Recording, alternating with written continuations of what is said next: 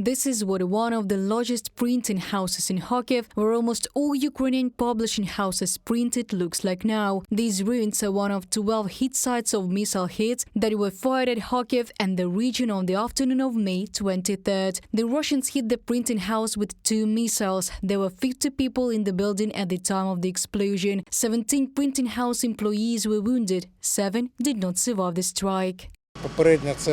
These were S-300 ballistic missiles. There was a hit on a transport infrastructure and, in addition, a hit on a manufacturing enterprise that was engaged in printing. They printed notebooks and books. At the time of the attack, there was a shift. People were working. You see the kind of destruction there is. The fire that started after the impact was extinguished by 6 rescue units and 40 personnel. More than 500 square meters of the printing plant area burned to the ground. Only an hour later, the main flames were put out and the structures of the building partially collapsed.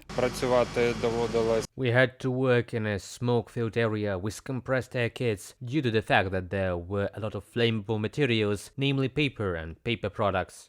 The first rescue crews, having arrived at the site of the Russian missile hit, were looking for survivors and wounded among the rubble. The first units that arrived at the scene, as well as national police officers, evacuated the wounded workers from this building during their reconnaissance, carried them out on stretchers and delivered them to an ambulance, after which they were immediately hospitalized.